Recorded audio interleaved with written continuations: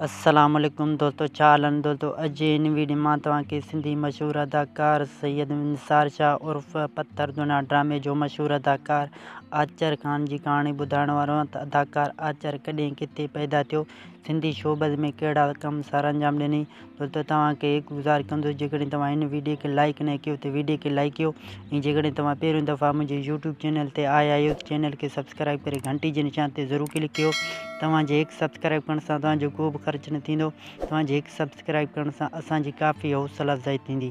दोस्तों अचो त अदाकार सैयद निसार शाह उर्फ़ आचर ख़ान जी कहाणी ते नज़र विझूं। दोस्तों सिंध जो मशहूर अदाकार सैयद निसार शाह उर्फ़ आचर खैरपुर नातनशाह में जन्म वरितो।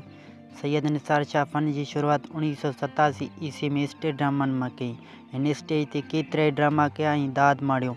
उन खां पोइ हिन बाद में 2022 ईस्वी में KTN ते क़दम रखियो ऐं पहिरें ड्रामा सीरियल तपश में कमु कयो।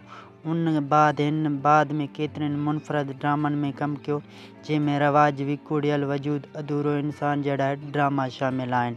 निसार शाह खे मशहूरु कंदड़ ड्रामो पत्थर दुनिया आहे। पत्थर दुनिया ड्रामे में हिन आचर जे नाले सां कमु करे शोहरत जे आसमान ते लुॾणु लॻो।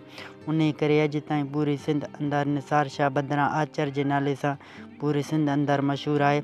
मेगा सोप सीरियल पत्थर दुनिया में आचर जे फेम सां बेपनाह शोहरत माणण बाद हिन KTN ते केतिरनि ड्रामनि में कमु कयो, जंहिंमें पंहिंजा परावा, कंडनि जी सेज समेत ॿिया केतिरा ई मशहूरु सीरियल शामिल आहिनि। दोस्तों सैयद निसार शाह पहिरें सिंधी टेली फिल्म सिंधु किनारी में कमु कयो। हिन बाद में होशू, ग़ुलामी, दरिया ख़ान, टेली फिल्म ज़िद समेत ॿिया केतिरा ई टेली फिल्मूं शामिल आहिनि। दोस्तों सैयद निसार शाह उर्फ़ आचर तमामु मशहूरु अदाकार आहे। हिन वक़्तु खैरपुर नातनशाह में रिहाइश पज़ीर आहे। दोस्तों उम्मीद कयां थो त अदाकार निसार शाह उर्फ़ आचर जी ज़िंदगी बाबति मुकमिल स्टोरी तव्हांखे ज़रूरु पसंदि आयो हूंदो। स्टोरी पसंदि अचण ते वीडियो खे लाइक कयो।